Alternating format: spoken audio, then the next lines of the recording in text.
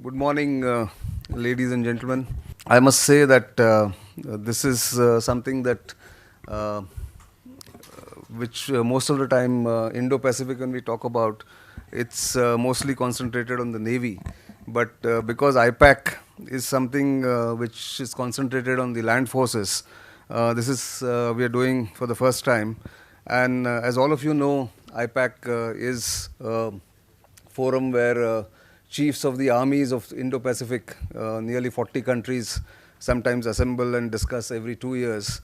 And this time it's being co-hosted by India and the United States, which last edition of this had happened in Bangladesh, and India is now the host this year. Next week, 25th to 27th is the event, as all of you are aware. This is the 14th edition of IPAC, as we are aware of this record. So let me start with the defense attaché from the United States, Colonel Hayes, and ask him that since United States is the co-host and the initiator of this particular forum, can you share some history of this forum and how it has panned out, how is it has evolved over the years? Great, thank you, Nitin. So we already covered a little bit this morning with Lieutenant General Kumar, two main Navy engagements here, with Lieutenant General Kumar's speech, so I won't recap all of that. But as we said, IPAC has been going for about 13 iterations now, and it is an opportunity to bring the most senior Army officers in the region together to talk. And all my fellow attachés know the challenges of trying to get our senior leaders together to talk. It's very challenging synchronizing all the people's calendars to find those opportunities. So by hosting a single event once a year somewhere in the theater where we bring all these people together, it really helps all the chiefs by giving them that chance to talk to all of their counterparts, both in the big group sessions where we can talk about these common challenges and experiences that we all see going on throughout the world, because all armies face some pretty common challenges, whether it's modernization or pertinent to the theme here, dealing with natural disasters and climate change, but also just the opportunity to have all the bilateral discussions with their counterparts is a huge advantage, because nobody can afford to do the amount of travel it would take to go all over the region seeing everybody. So having a venue where everyone comes together in one place is very helpful. And similar with IPAMs, when we've been doing IPAMs since 1977, the first iteration had 9 countries. This year we're going to have at least 30, and that number may grow even more before we actually get to Monday night. The fact that has grown indicates that everyone clearly finds value in this. If this was not something where all our armies found valuable, people wouldn't come. Everyone's time is very valuable. And it's very helpful to have not just the chiefs, but the IPAMs, which gives that opportunity for that next level down, the vice chiefs or the directors of operations and plans in the various countries to talk with their counterparts. Because again, that's really where the sausage gets made, is at that level. When a crisis starts, those are the guys who need to have some personal interaction in the past, some kind of connection, because it doesn't work well to try and build trust after the crisis already starts. It's important to have those relationships already there. And so we find both IPAC and IPAMs to be a great opportunity to promote not just peace around the region, but the interpersonal connections that really will make military operations successful when we do have to work, either working together or even just working unilaterally, learning from each other's lessons, because what none of us want to do is relearn a lesson the hard way that somebody else in the region has already figured out. So all in all, it's a great architecture. It binds the region together. It provides great opportunities for the chiefs and others to talk, and builds trust, and that's the most important thing. So with that, I'll stop my part. That's true. In fact, you said it right, that at the functional level, unless you have some familiarity, interoperability is then a non-starter if you are not aware of how systems function, how personnel know each other, that kind of thing. So let me move on to our friend from Japan, who is Colonel Morotomi. Japan is at the other end of the Indo-Pacific, at the one extreme of the Indo-Pacific. The US is there. I mean, you can call it either way. And the expectations are always that Japan will contribute heavily to this forum. So what are your expectations from this particular edition of IPAC and IPAM? And how do you think Japan can really contribute to the success of this forum? First of all, I would like to express my gratitude to the co-host Indian Army and the US Army for their effort toward organizing the IPAC. And I would also like to thank you for giving me this opportunity to speak. I think IPAC is a framework with great potential. It would be a rare opportunity to bring so many Army chiefs together. IPAC will create mutual understanding, confidence building, and will be helpful in building multilateral and multi-layered defense cooperation and creating favorable security environment. So the security environment surrounding us has changed dramatically in recent years.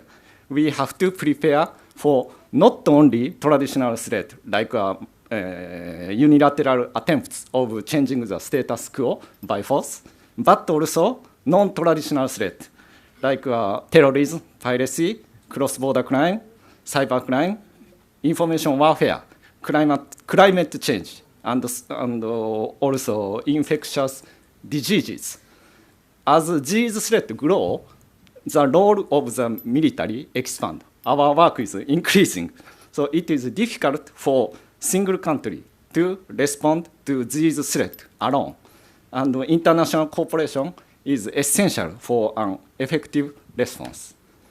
And under these circumstances, Japan has been actively promoting multilateral defense cooperation, strengthen ties with many countries under the vision of FOIP, Free and Open Indo-Pacific.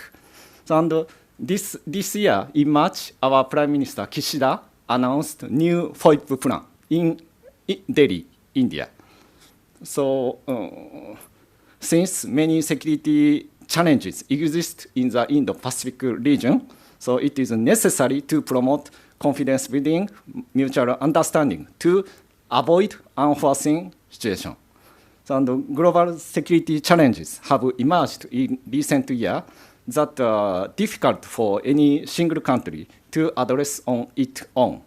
And it is important for the countries concerned to cooperate with each other on a regular basis, I think.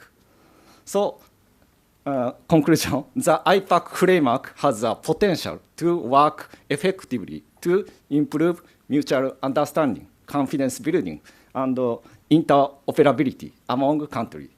So, Japan, not only me, Japan, fully support the IPAC.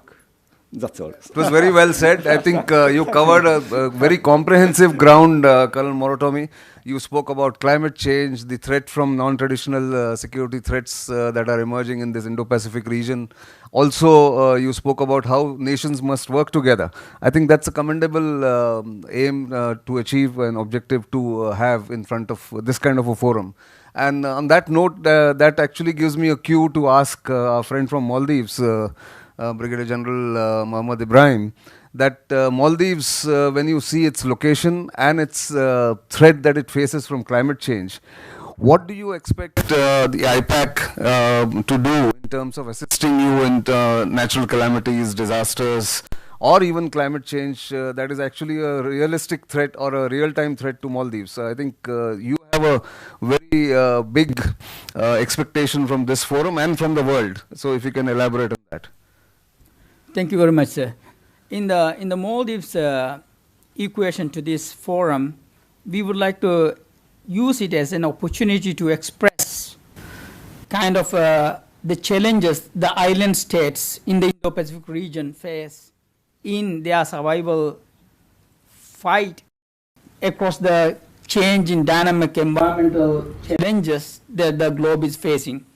In this regard, the Maldives pose a very unique opportunity to the Indo-Pacific as well, because given at any time of the day when you look into the Maldives, it is a country that has more third nation citizens in the Maldives than the Maldivians due to the tourism as well as other opportunities available there.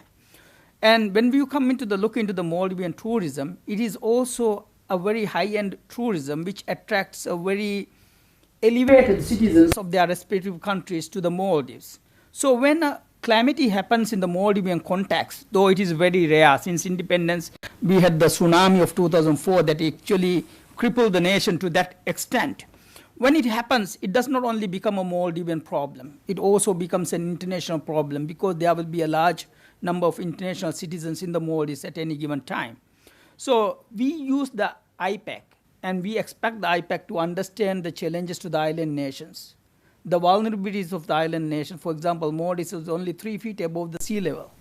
No matter how prepared we are, no matter how much we bring into the Maldives in order to fight these kind of challenges, when a tsunami or a wave surge happens, everything cripples. From the communication to even the water reserves gets damaged. So very quickly, the mobility gets crippled and we look upon our friends to kind of really start over from the incident.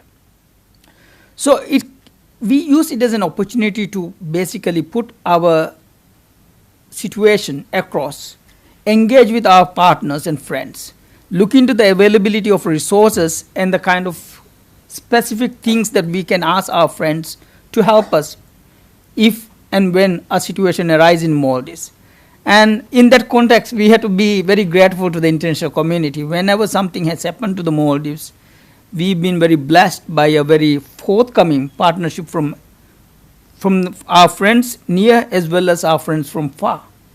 And throughout our history, whenever something of this magnitude has ever happened to the Maldives, we have been always very blessed with the assistance we receive from friends, and we want to give the friends an opportunity to extend that engagement and also to be more timely in the future if and when an incident happens. And the only opportunity we have is kind of engage with our counterparts across the Indo-Pacific region and establish that understanding, develop that friendship, and most importantly, that collaboration and trust with international partners.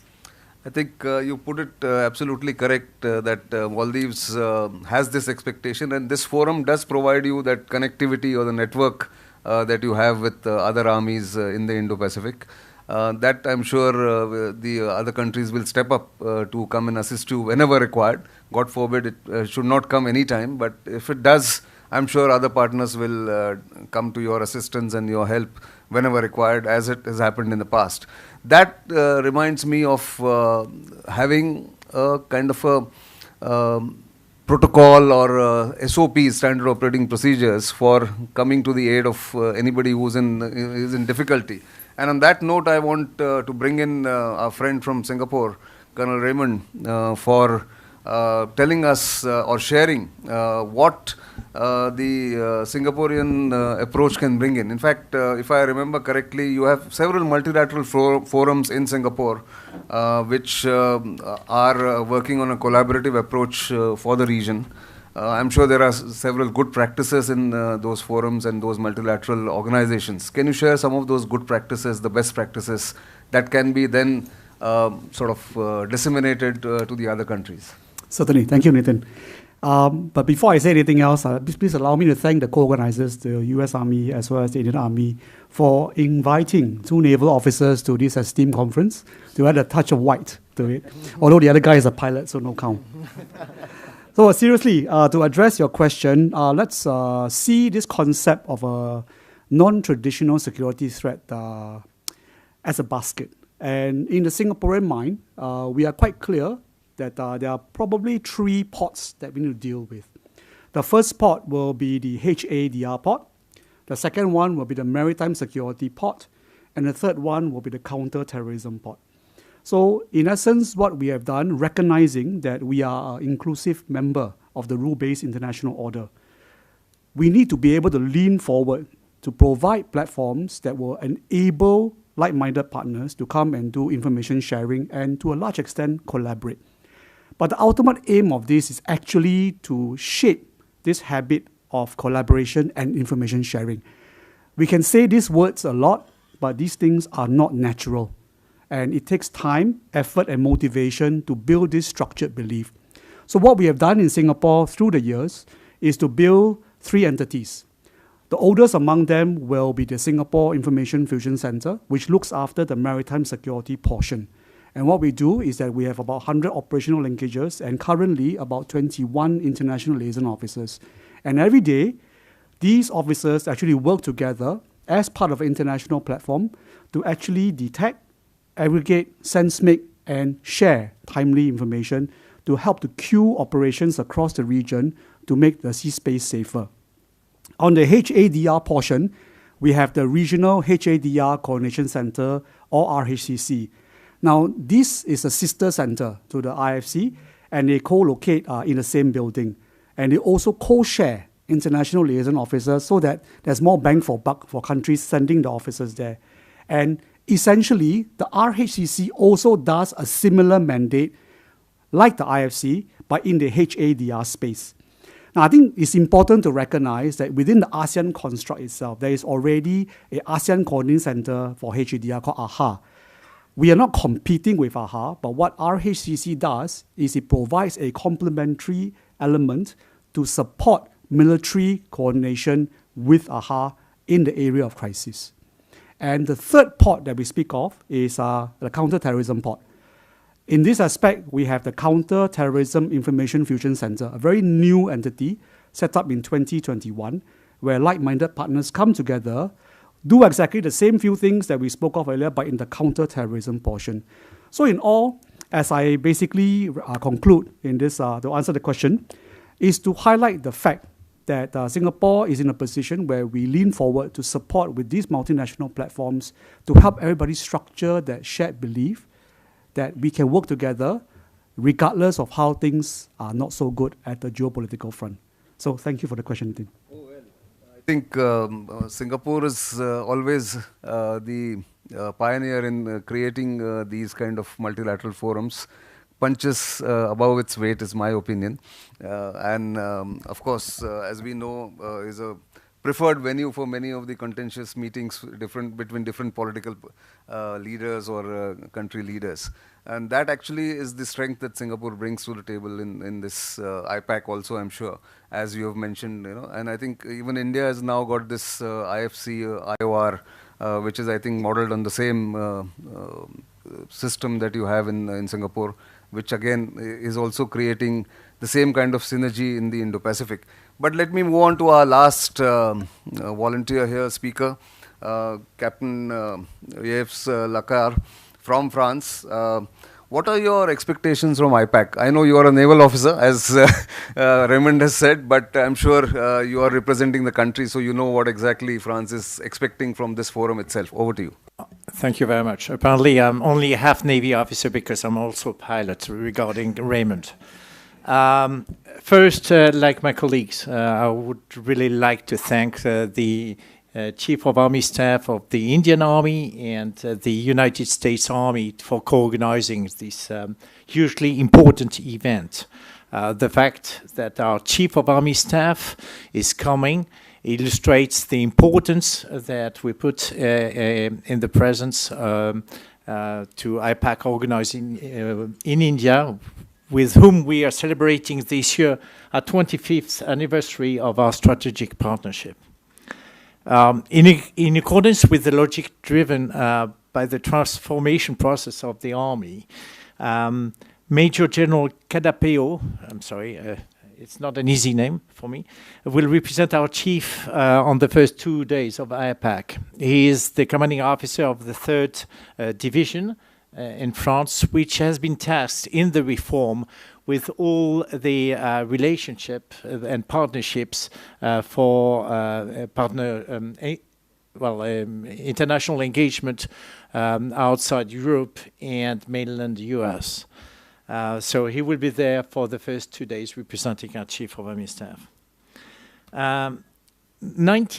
Just to remind why we are here, because we are a European country, but we are a resident nation of Indo-Pacific. And I think it's quite important to remind the audience that 90% of our exclusive economic zone, which counts overall 10.2 million square kilometers, are in the Indo-Pacific due to our territories and islands.